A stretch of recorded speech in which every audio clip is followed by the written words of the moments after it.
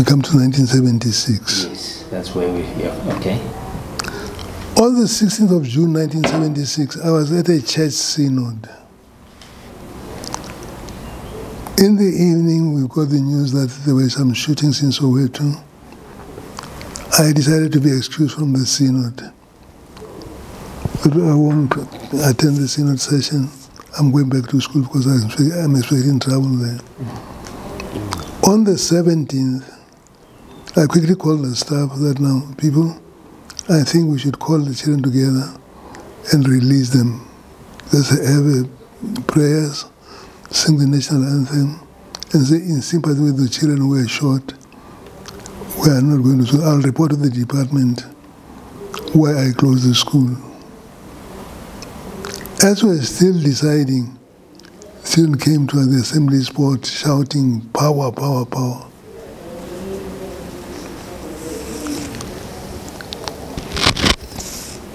I talked to them about the situation in Soweto. Said, what caused the shooting in Soweto? Said, no, they weren't Africans. They were talking Africans. I said, now, why do you want to protest? We are against Africans. I said, which subject do you do in Africans? None. We are sympathizing with those whose principles couldn't resist the pressure from the department. I'm sorry, I have a problem with saliva. Okay. No problem. Now, we are doing no subject in Afrikaans. I refused to teach any subject in Afrikaans. I told the department, well, if you can give me an Afrikaans institution that admits black trainees, I'll go to that institution and recruit teachers to teach in Afrikaans. We cannot have teachers trained in English to teach mathematics when they come, they must teach it in Afrikaans. I said, that I'm not going to do. And I reminded some of them that now, look, the big aim of Dr. Fairwood coming with Bantu education was that blacks should not get the education that will make them see green pastures where they will not be allowed to graze. So that meant giving them inferior education. And one of achieving that is training teachers poorly. Have teachers not properly trained. Now, if you are trained in English and come and teach in Afrikaans, you can never be proficient. So I got a warning from the department that I must stick to the departmental policy. I said, until you give me an institution where I can recruit teachers, I will not change. I would rather be sacked from my job. Then, those children who wanted to march, I said, no, if you march, give me chance to resign. That when the shooting takes place, they'll say, it happened after Moses Wayne resigned as principal of Tembisa. Not, they were shot when he was principal. So more than 3/4 of the children said, no, we'll go home. And a handful said, no, we're going to march. I described what is going to happen to them as they march. That when you move, let's say distance about 100 meters or so, you'll find that your number is doubled. By the time you go about 500 meters, you'll find that you are numberless, over 1,000. And people just join you, not knowing what they are doing. You get to a point where a little boy will pick up a stone and throw at a moving car, and you will all join, not knowing what you are doing. So the boy was leading them, ignored what I was saying. They started marching, and things happened as I had predicted.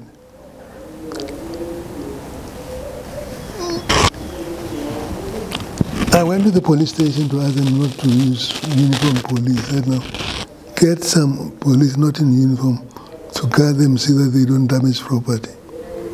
And I found already they were taking out shambles from the cupboard. En ek moet my werk doen. As hulle nie wil voel nie, wil hoor nie, hulle moet voel. All right, I followed the proceedings.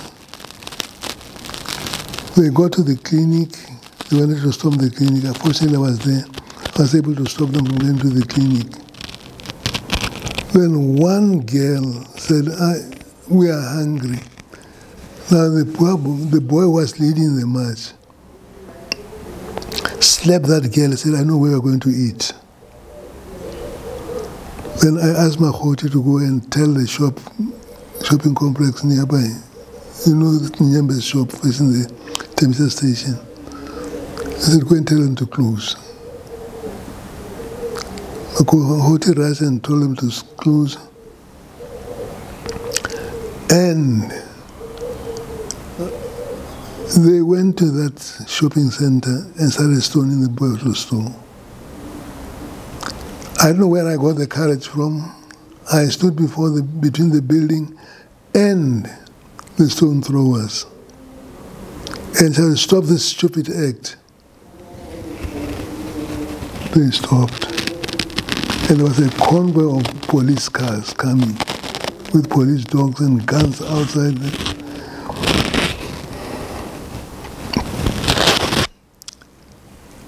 Then the leader of the group was now dead scared. He said, didn't I tell you what is going to happen? They've damaged property and the police are coming. He said, no, ask those police not to come. I said, no, they must come. We have damaged property. It's their duty. As they approached the shop, they left the cars. The leader of the police unit, Colonel Van Eyck, met me between these cars and the students. I asked him not to get closer. I said, no, my duty is to protect property. I must intervene. I begged him. He said, tell them to disperse. I told them to disperse. No, they dispersed. I had to remain guarding the bottle store until the municipal police came to take over. They dispersed. I remained guarding the bottle store. After an hour, when the police came, I went back to school. There came a young policeman. He was harassing me. Kijk, ik zeg je even, alles schreef wat gebeurd van 8 uur tot nu. Then 2 other policemen came in plain clothes. When I questioned this man who was harassing me, he wouldn't talk. I said, answer me. Then those 2 who came later said, no, also, I say, bevoel voerder. Ik zal niet antwoorden aan aanwezigheid. All right. Then they were very, very friendly. See, your car is a TP registration. Where do you come from? I said, Pretoria. I said, no, you are a homeboy, you are from waterproof and so on. Very, very friendly. I said, Markenton, what caused all this mess? As I was explaining, there was a big group now going to the police station. Where they gathered and decided to march to the police station, I don't know. So I had to leave those policemen to go and stop these boys at the police station. Then I controlled that crowd. Then came this article the following day. Principal hero at Tembisa. Now this was on the 18th, or it was on the day after this? It was this happened on the 17th. This was reported on the 18th. Okay. Oh, all right. And the way I controlled the situation in Tembisa, not a single child was shot.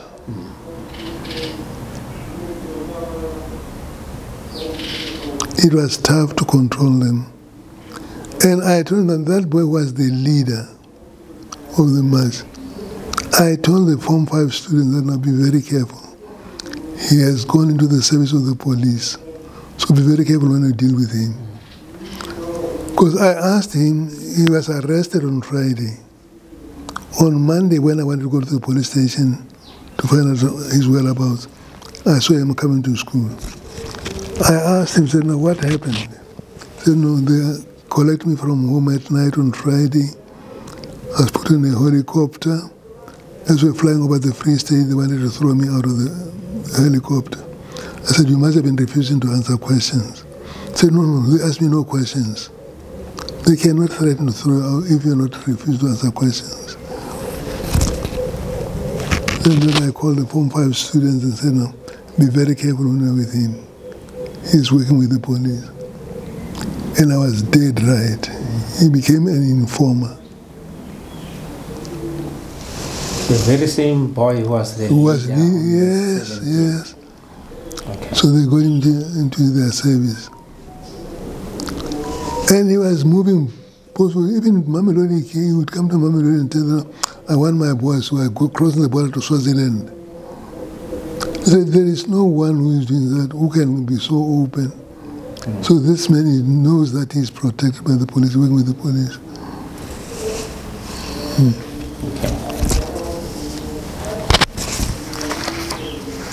And then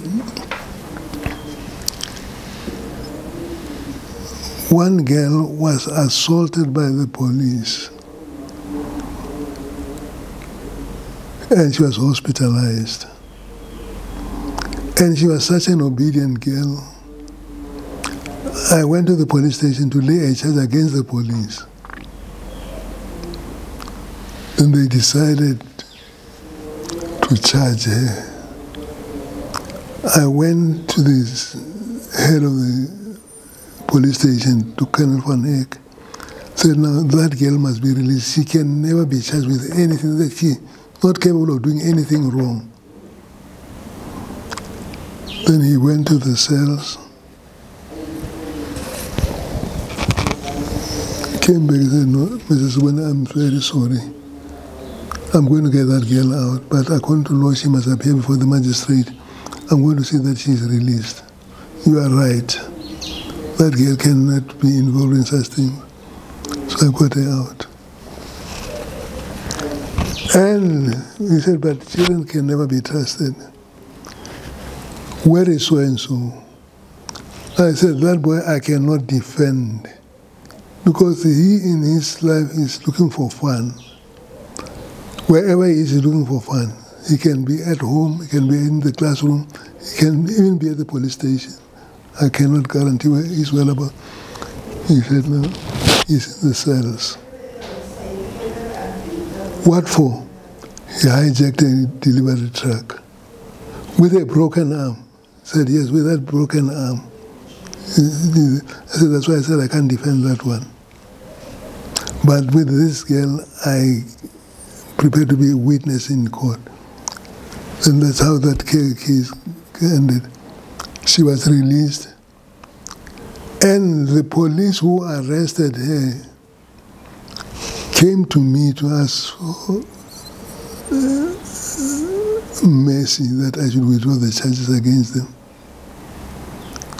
I told that girl never to agree. I said, "No, go and talk to her." But I told her not to agree to withdraw the charges. They went and begged her. She said, "No, I'm a Christian. I have sinned so many times and God forgave me. I'm forgiving them." The lawyers I had got to defend the children were so fed up. Said, "Now here we had a very strong case against the police. Here's a child girl refusing to go on with the case." Yes, we had got lawyers, the Bowen. When we realized that many children were being arrested, we went and looked for lawyers who could defend them. We went to the Council of Churches. They said, "No, we should go and see the firm of lawyers, the Bowens." No, they offered to defend those children free of charge. So all Tembisa children who were arrested during 76 were defended by a firm of lawyers in court. The Bowens. Bowens. Bowens. Okay.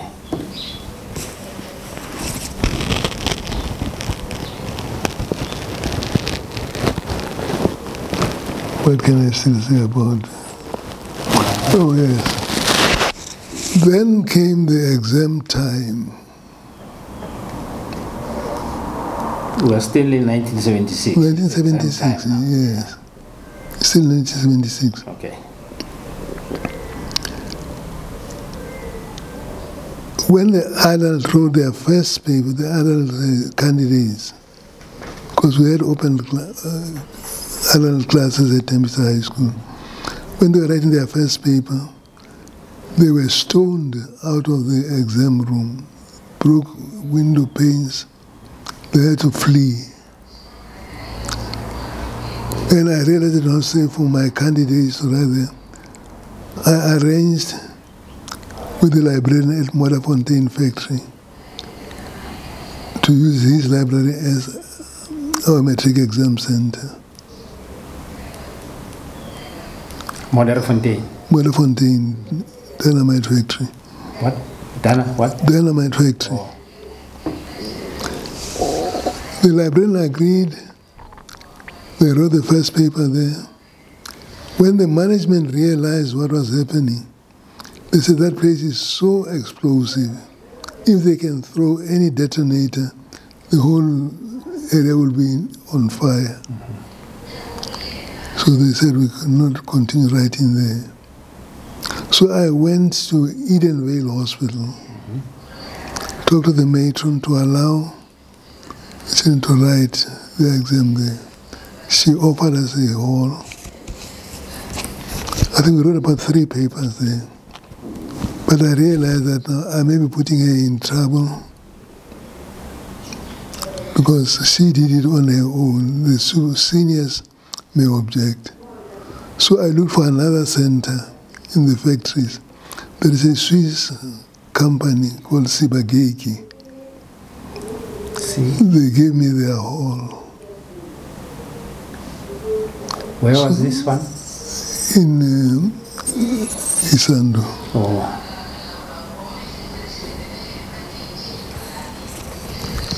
So we wrote the next papers at Seboni. Yeah.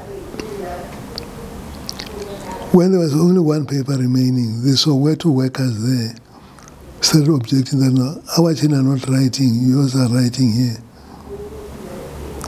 Then I said, we're left with only one paper, we'll have the last paper at school. So that's how I conducted the matric exams in 1976. Also, it's not only the adult. No, not only the adults. Including the matriculants at Tempesta. Yes. Okay. The matriculants are the ones who wrote at Fontaine, Edenvale Hospital, and Seboni. See, how do you spell that? See? Okay. All right, it doesn't matter, but the factory is that. We can get it from the phone. Yes. Seboni. It's a Swiss factory there. So they were kind enough to offer their space. And I didn't tell the children where they were going. I just said, get off at Van Riebeeck station. I'll find you there. They found me waiting there. Then I led them to the factory.